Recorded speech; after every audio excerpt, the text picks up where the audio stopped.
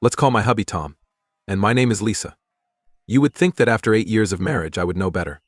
You know, Tom is one of those individuals who does more than merely carry out his duties. He takes pride in living it. He puts his all into everything he does, especially for me, and is patient and compassionate. And me? I stay at home, maintain our home, and have endless time to reflect on my good fortune, or at least I should. Because I spend my time gossiping and chatting rather than doing something beneficial and helpful that my husband's hard work has allowed me to do. My sin was that. My tongue, and the situation had persisted for a while. However, I was only expressing what I saw, so it's not my responsibility. To be honest, Tom worked for a large media firm during our dating years, and even during the first 3 years of our marriage. However, during that time, thousands of employees were laid off due to a major layoff. Regretfully, Tom was one of the people fired. For us, that was a challenging year. He must have applied for about 100 jobs. For a long period, we were forced to rely on his money. Fortunately, he had saved a lot of money, but he obtained a job not when I particularly wanted it, nor when he did. He found a job at the mine where he worked long hours after his friend put in a good word for him, and it was so ridiculous how filthy he would be when he returned. I sincerely hoped that his employment at the mine would only be temporary, even though I know it was difficult and that he was only watching out for us. However, years have passed. Additionally, he obtained a second job as a commercial truck driver to work during his free time, which made the situation worse. They could look after us, but they all had one thing in common: he was balancing all these extremely challenging jobs at once. These occupations were quite embarrassing. When we had kids and they were questioned about their father's job at school, I used to sit down and wonder what would happen. How would they respond? A person who drives a truck? An employee of a mine? I get chills just thinking about it since it's so embarrassing. Oh, I failed to say that in the past, Tom was fine with me being a terrible cook. He didn't mind returning and going into the kitchen to make us something, but he claimed he didn't have the time once he began working in the mines and that he needed home-cooked meals every time he returned. I distinctly recalled how he had assured me that it was acceptable that I was not a good cook, and I felt deceived. My mother encouraged me to be patient with him and support him after I even complained to her about it. In an effort to be a nice wife, Tom recommended that I enroll in cooking classes while he was at work. Naturally, he was the one who had to pay for this. Furthermore, this was the seed that sparked our issues. On my first visit, Tom offered me a lift as we were headed in the same direction and he was going to drop off a truckload. When he dropped me off and I got out of the car, I had a rush that I will never forget. It was utter humiliation. I wanted to bury Tom in the shadows when I got out of the car and saw other women being dropped off by their husbands in gorgeous cars. Their husbands were so well dressed. That used to be my Tom, complete with expensive outfits and company-provided automobiles. However, the firm took away their car after he lost his job. That was only the beginning. I was overanalyzing everything. I began taking culinary classes, but the purpose of those classes was for these women to come and boast about their husbands and the things they bought them. It was oppressive. And if it weren't for Tom's pervasiveness, I would lie. It's so unbelievable. One day, as we were all leaving after finishing our classes for the day, I noticed Tom standing outside. He chose to stop and give me a ride as he was returning from the mine. He was very excited to come get me since he had purchased a pickup vehicle. He didn't mind being filthy. To express his happiness, he grabbed me and raised me into the air. And although I wanted to be happy for him, all I felt was a wave of guilt and embarrassment. The other ladies couldn't take their eyes off of us, and I swear, at that moment I wanted to burrow myself. Fortunately, we jumped into the car and drove off. I won't lie though, the automobile is very nice. However, it wasn't as elegant as the ones he used to drive or the ones that the women in the cooking class were picked up with by their husbands. I made it a rule for Tom to take a bath as soon as we got home that day, ever since he began working in the mines. When I imposed that restriction, I was genuinely resentful, but he didn't feel that way. As long as it made me happy, he didn't care what he did. And I felt content and at ease. He made moves at me for the first time in a long time after we finished our delicious lunch that I had prepared for him. He was constantly exhausted from his work when he got home, which prevented us from spending many private moments together. But it didn't matter to me. I didn't really care because I've never been a big admirer of closeness. In addition, my perception of Tom had changed, and I no longer felt the same attraction to him. But it was a wonderful night. However, he was gone when I awoke in the morning. Although I didn't have any cooking classes that day, a really intriguing event took place. One of the spouses from my cooking class called and invited me to her home. I was shocked, but I was glad to go, of course. I was absolutely seizing the chance since it's better than sitting around the house by myself with nothing to do. I quickly rushed over to the address I was given after getting all dolled up and applying cosmetics. I initially didn't want to accept that it was her home when I arrived. This location was stunning. Although it wasn't very big, I was astounded by how lovely and tastefully equipped it was. There were already a few of the cooking class wives present. Seeing them outside the spacious kitchen, where our sessions are held, was very unexpected. Since I used to hear them mutter about how some of their husbands even worked at the same place, I was aware that the majority of the people in my class hung out together. Still, it was strange to see them there. All we were doing was chatting and hanging out. However, I didn't chat much since I didn't want to appear to be the least fortunate of them all. They talked about the items their husbands had gotten them for the most part, and when they were sick of talking, they turned to me. I was unable to respond when one of them inquired what my husband did. I felt simultaneously startled and humiliated. It was Vivian, one of them, who helped me get out of that predicament. She said that they were asking personal questions even though they were still getting to know me. Fortunately, that was the last thing I had to say. I went home and made dinner after the get-together. I kept thinking about everything that had transpired, including how ashamed I was to reveal my husband's occupation. I didn't respond when he even greeted me when he entered through the doors. I was furious, but I had no idea why. Since I always say hello to him when he says hello when I get home, he approached me in the dining room where I was sitting to check on me. I pictured myself arguing with him in a heated manner and asking him to stop working. Or, at the very least, begin searching for another white-collar employment. However, I couldn't bring myself to speak to him as I stood there staring at him. I was unable to respond when he asked whether I was okay. I simply instructed him to go take a bath. He went to take a bath because he knew I wouldn't allow him to soothe me by holding me if he was unclean. I had placed his dinner on the table when he returned. I told him it wasn't a problem he could handle when he held me and asked what the issue was. I freed myself from his hold and walked to the room. That day I went to bed early, and when I woke up in the morning he had already left. However, I noticed a bunch of flowers by my bed. It actually made me smile. He remained as reflective as ever. I invited several friends over to catch up since I still didn't have a culinary lesson that day. It had been a long time since I had seen my buddies. They were all three here at noon. We knitted and spoke about everything since we enjoyed knitting while conversing. For the most part of the chats, I kept quiet. I kept losing myself in my thoughts, and I wouldn't answer a friend's question about what was wrong. When did I start keeping things from them? She wondered. I swear I didn't want to say anything. Because, as my mother had always taught me, couples should deal with issues as a couple and avoid involving others. However, my buddies were here to give me a breather because I was choking. I needed a conversation partner. I started crying before I even realized it. They all rushed over to me and inquired about the issue. I couldn't keep it to myself any longer, so I told them that I felt like a rotten person. I could let it all out. They suggested. My tongue began to run before I knew it. I wanted to dump everything on my chest because I was so angry. I informed them that I detested Tom's defeatist outlook. He had recently given up on finding a better job. I explained to them how embarrassing it was to even mention my husband's actions in public. And I informed them of what transpired at the home of the wife of the cooking class. I could tell by the expression in their eyes that they were suppressing something. What were they concealing? I inquired. They claimed that they had already discussed it, and that they couldn't understand how I could bear the humiliation.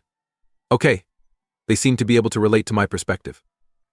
I told them it was the most embarrassing day of my life when he came to get me after purchasing the pickup vehicle.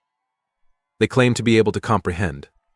One of them threatened to cut off her hands if she had to learn how to cook. Everyone chuckled, but I gave it some thought. Observe how I spend a lot of time in the kitchen learning to cook, in order to satisfy a man. I told them that I was growing dissatisfied with my life, and that my husband wasn't the same Tom as the one I was seeing now. I blatantly stated that he was the type of man we would see and ridicule, and now I am married to that man. My pals felt sorry for me. I need to reestablish my marriage, they said. When I inquired about how, they advised me to issue an ultimatum to him. They assured me that if he truly cared about him, he would leave the pointless job he was using to humiliate me and seek out a more responsible and important one. I nodded and acknowledged that they were correct. I had suffered because of his work. I was preparing food as if it were my last, and the constant cleaning he had to do after returning from the mine due to the amount of sand and filth that had fallen off his body. And I was obviously embarrassed by him. I told him that I was drowning in this life and that he had to quit that dumb job or I would quit. I said that because of his work and the whole thing, I no longer even think he is beautiful. I told my pals that when he attempts to touch me, I only feel disgusted because all I can think about is dirt. They chuckled. And I did too.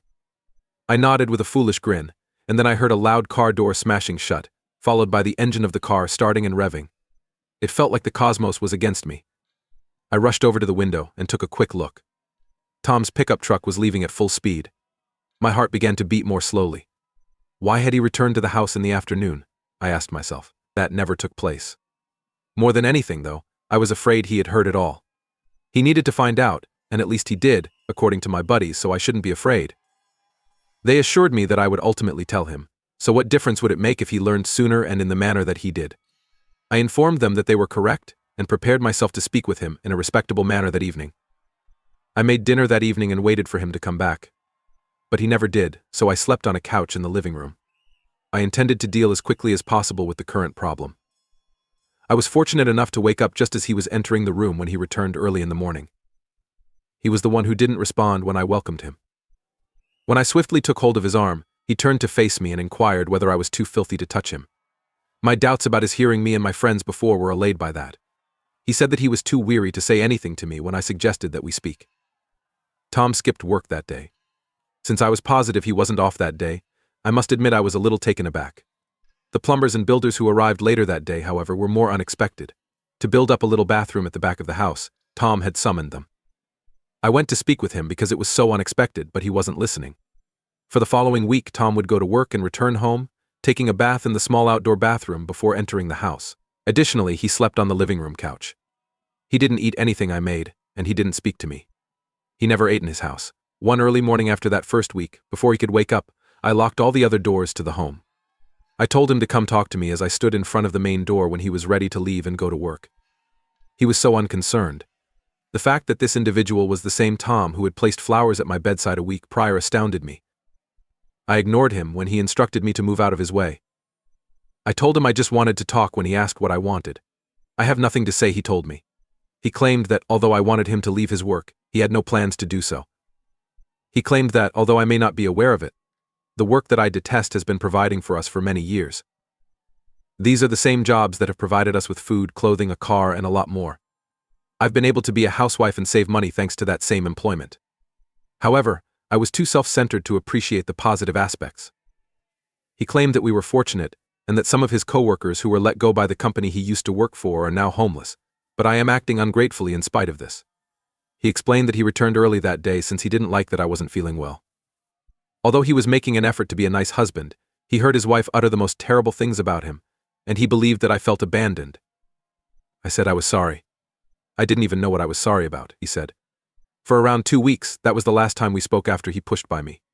Food, toiletries, cosmetics, and other household items were starting to be completed by this point. Tom no longer cared because he was no longer eating from home. I attempted to inform him that our supplies were running low.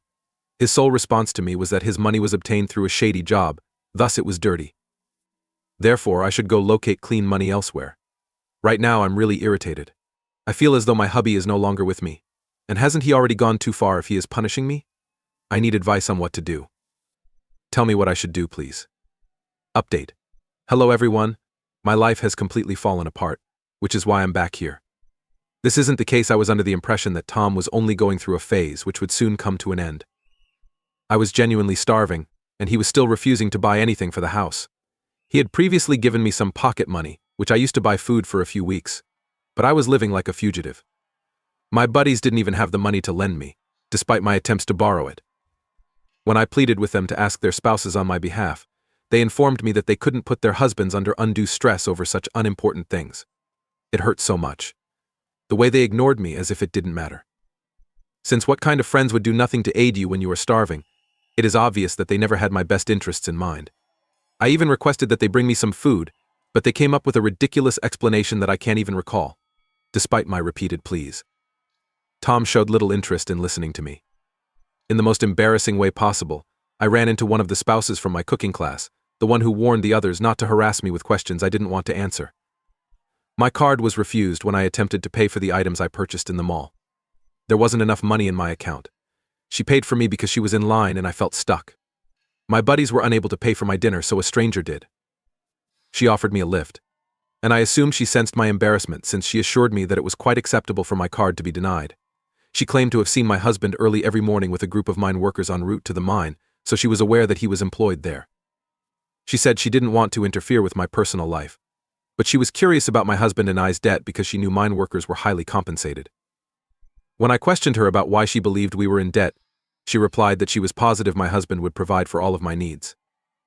She claimed that since most guys phone their buddies when they acquire a new automobile, it was obvious to her and everyone else in the cooking class how much my husband loved me. However, he was eager for me to return home.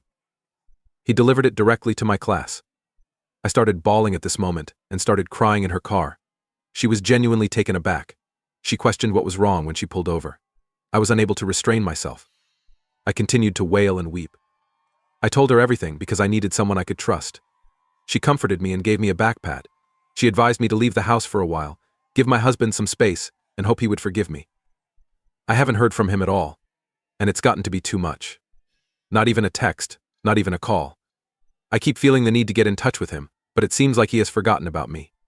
I returned to my parents' home, by the way.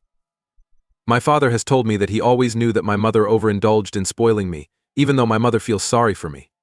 I realize now that I made a lot of poor choices. My rationale still doesn't make sense, and my actions were illogical. I lost a terrific man because I was too immature.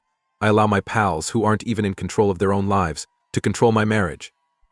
Tom obviously no longer wants to interact with me. If I wake up tomorrow to a divorce document, I won't be surprised. In any case, I believe he is punishing me by leaving me in the dark about what will happen next. I'm dying if this is his retaliation. I'm making an effort to cut back on my talking since my dad feels I rely too much on other people to help me deal with my problems. Accordingly, this will be my final communication with you all. Reddit, goodbye. I appreciate all of your comments and advice, both positive and negative. I wish I had more knowledge. After all these years, I ought to have. All I feel now, though, is remorse.